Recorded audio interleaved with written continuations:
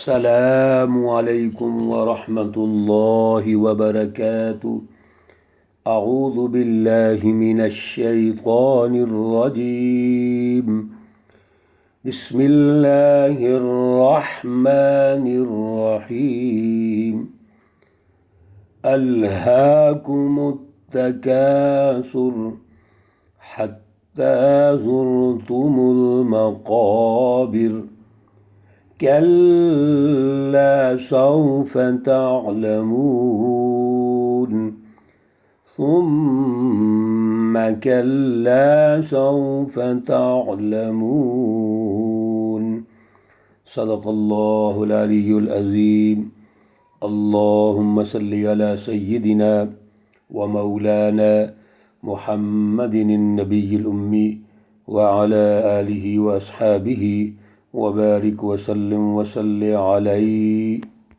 معزز سامعین و سامعات، پارہ نمبر 30 سورۃ التکاثر، آیات مقدسہ 1 تا 8 ہیں، مکمل سورہ مبارکہ ہے۔ یہ سورہ مقدسہ مکی صورت ہے۔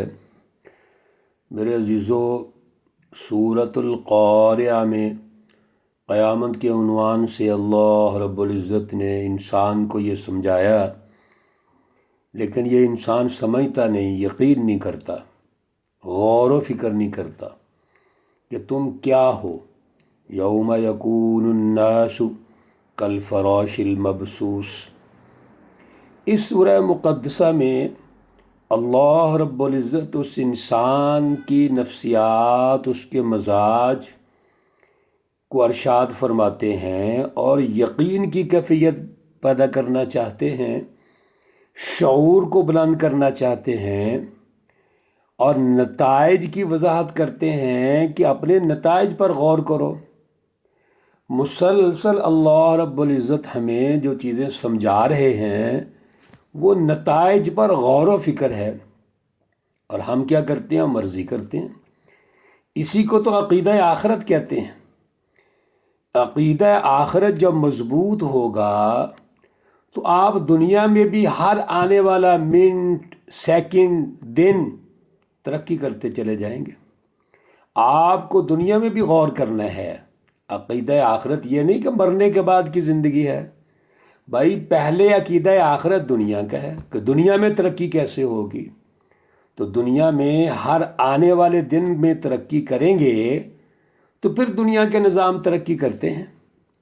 اور مومن کی زندگی جو ہے وہ تو سستی کا شکار ہی نہیں ہو سکتا، اس میں غفلت نہیں ہوتی، مومن تو آگے بڑھتا چلا جاتا ہے۔ اس لیے مومن جب دنیا سے جاتا ہے اور وہ اگلے دور میں داخل ہوتا ہے تو وہ یقین کی کیفیت سے جاتا ہے، اس کا شعور بلند ہوتا ہے، اعلیٰ مشن ہوتا ہے، اس کی زندگی بیکار نہیں ہوتی بلکہ اس زندگی پر غور و فکر ہوتا ہے، اور مرنے کے بعد کی جو آخرت ہے وہاں اس کی ترقیات ہی ترقیات ہوتی ہیں۔ اس لیے اللہ رب العزت نے آج کی پہلی آیت مقدسہ میں یہ واضح ارشاد فرما دیا کہ اے انسان، تمہارا یقین اعلیٰ ہونا چاہیے، تمہارے اندر اعلیٰ شعور ہونا چاہیے۔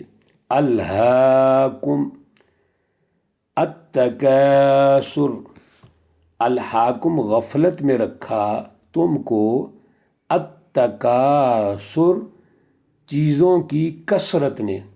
تکاثر کا معنی ہے مال کی کثرت، تکاثر کا معنی ہے اعمال کی کثرت۔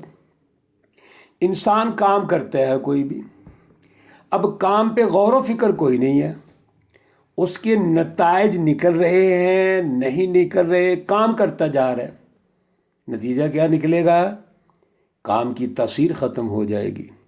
لہذا وہ اعمال جو ہم بہت زیادہ کرتے ہیں اور نتائج نہیں نکلتے اور کرتے چلے جاتے ہیں، تو یہ بھی ہماری غفلت ہے۔ مال و دولت کی ہرس ہمارے اندر موجود ہے اور ہم اس ہرس کو بڑھاتے چلے جاتے ہیں، تو تاثیر کون سی ہوگی؟ ظلم کی ہوگی، لالچ کی ہوگی، خود غرضی اور مفاد پرستی کی ہوگی۔ یاد رکھیے، اصل میں اللہ ہمیں شعور دینا چاہتے ہیں، اللہ ہمیں نتائج بتانا چاہتے ہیں۔ اللہ ہمیں یہ ارشاد فرما رہے ہیں کہ آپ کثرت کو نہ دیکھو، آپ اپنے میرٹ کو دیکھو۔ تو کثرت کو دیکھ کے آپ تکبر میں چلے جاتے ہیں، کثرت کو دیکھ کے آپ کے اندر نتائج نہیں پیدا ہوتے۔ تو نتائج کو دیکھو، اس کی تاثیر کو دیکھو۔ یہ ایسے ہی ہے جیسے کہ انسان کھانا کھاتا ہے، روٹیاں کھائے جا رہا ہے، پیٹ بھرتا جا رہا ہے، اور کھانے کے اندر روٹی پہ روٹی چل رہی ہے اس کی۔ بھائی تم ایک روٹی کھاؤ، دو کھاؤ، جو آپ کی ضرورت ہے، کثرت کی طرف نہ جاؤ، اور اچھی غذا حاصل کرو، اچھا کھانا بناؤ، اچھا سالن بناؤ جس کا ایک میرٹ ہو۔ میرے عزیزو، کثرت نہیں دیکھی جاتی، اللہ کثرت نہیں دیکھتے، اللہ میرٹ دیکھتے ہیں۔ تقویٰ بھی اسی کو کہتے ہیں۔ پھر کیا ہوتا ہے؟ حتی زرتم المقابر، یہاں کا تک کہ تم نے قبریں دیکھ لیں۔ یعنی کثرت پہ رہے، مال کی کثرت، اعمال کی کثرت، میرٹ کوئی نہیں ہے، اور کرتے کرتے کیا ہو گیا؟ قبروں تک پہنچ گئے۔ کلا، ہرگز نہیں۔ اللہ کا انداز دیکھیے سمجھانے کے لیے۔ کلا کے بارے میں پچھلی بھی مختلف آیات میں یہ گزارش کی گئی تھی کہ اللہ تنبیہ کرتے ہیں، کلا کوئی نہیں، سوف تعلمون، تم عنقریب جان لوگے، ثم کلا سوف تعلمون، پھر کوئی نہیں، ہرگز نہیں، عنقریب تم جان لوگے۔ 2 دفعہ ارشاد فرمایا کلا، پھر کلا آ گیا، کلا تیسرا آ گیا ہے، ہرگز نہیں، لو تعلمون علم الیقین۔ اے انسان، یہ جو تو غفلت میں پڑا ہوا ہے، سب سے پہلے یہ چیز سمجھ لے کہ تمہیں علم الیقین ہونا چاہیے۔ یقین کی کیفیت تمہاری اعلیٰ ہونی چاہیے۔ اور یقین کب ہوگا؟ جب قلب کا تزکیہ ہوگا۔ یقین کب ہوگا؟ جب اللہ سے جڑیں گے۔ علم الیقین اس وقت ہوتا ہے جب انسان کے دل میں اللہ کی محبت آئے، انسان کے اندر یقین کی دولت پیدا ہو، اعلیٰ ایمان، اعلیٰ شعور، اور اس کی تاثیر پر غور و فکر آ جائے۔ لَتَرَوُنَّ الْجَحِيمَ، بے شک تم کو دیکھنا ہے جہنم کو۔ یہ جو کثرت ہو گئی اور تمہیں غفلت میں ڈال دیا، تو اب کیا دیکھ رہے ہو تم جہنم کو دیکھ رہے ہو۔ یعنی تم نے میرٹ تو پیدا ہی نہیں کیا، تقویٰ نہیں پیدا کیا۔ ثم، پھر، لَتَرَوُنَّهَا، دیکھنا ہے اس کو، عین الیقین، یقین کی آنکھ سے۔ یہ جو کثرت مال تھی، اعمال تھی، بڑا فخر تھا، اب آپ کو پتہ چل گیا اس کی کیا حیثیت ہے۔ احادیث اس پر بہت زیادہ ہیں۔ رسول اللہ صلی اللہ علیہ وسلم نے ایک واقعہ کا ارشاد فرمایا ہے کہ ایک آدمی آئے گا، بڑے اعمال ہوں گے اس کے پاس، لیکن اللہ رب العزت کے دربار میں جب وہ آئے گا، پیش ہوگا، تو کئی لوگ ڈیمانڈ کرنے والے وہاں موجود ہوں گے۔ کسی کا اس نے حق چھینا، زیادتی کی، ظلم کیا اور برائیاں کی، تو وہ جتنے اس کے اعمال ہیں وہ سارے کے سارے ختم ہو جائیں گے۔ اور پھر کیا ہوگا؟ وہ دوسروں کے جو اعمال ہیں، یعنی برے اعمال، وہ اس پر ڈال دیے جائیں گے۔ پتہ یہ چلا کہ اصل چیز اعمال نہیں ہے، غور و فکر ہے، اس کی تاثیر پیدا کرنا ہے۔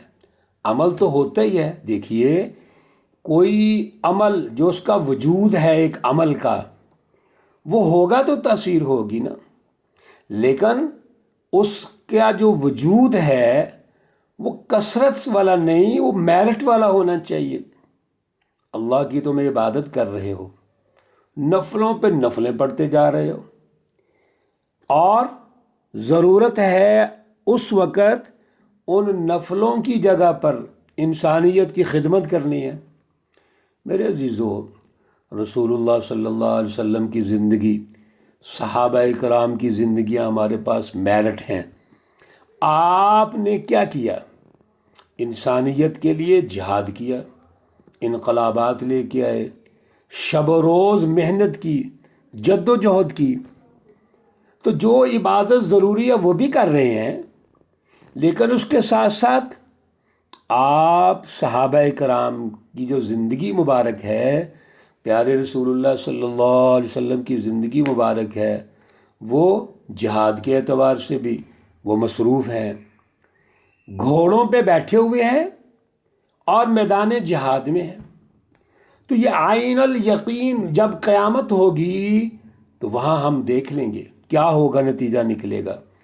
اور دنیا کے اندر عین الیقین سچی جماعت کو ہو جاتا ہے، ثم لتسألن یومئذ، پھر پوچھیں گے تم سے یومئذ، اس دن، عن النعیم، آرام کی حقیقت کے بارے میں، نعمتوں کے بارے میں۔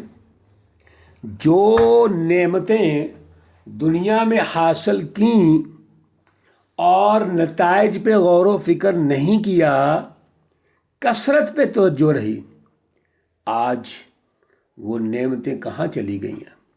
وہ نعمتیں آج تمہارے کام نہیں آئیں گی۔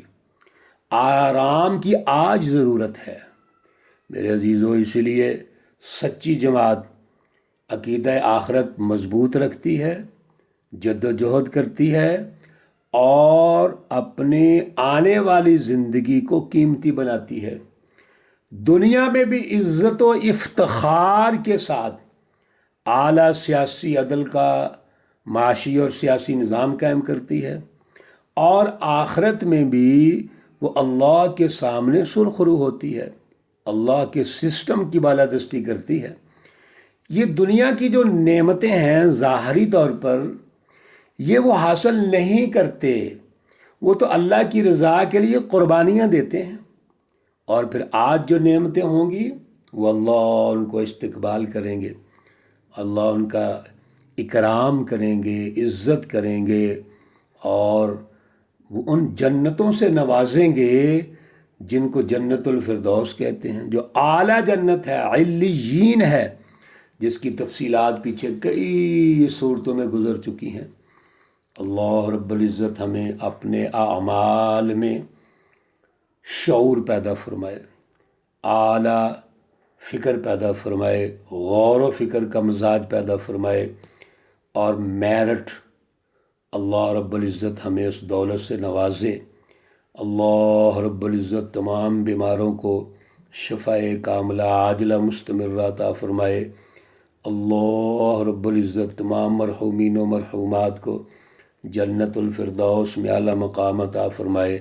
ربنا تقبل منا انك انت السميع العليم وتب علينا انك انت التواب الرحيم، وصلى الله تعالى على النبي الأمي محمد وعلى آله وأصحابه أجمعين برحمتك يا أرحم الراحمين۔ السلام عليكم ورحمة الله وبركاته۔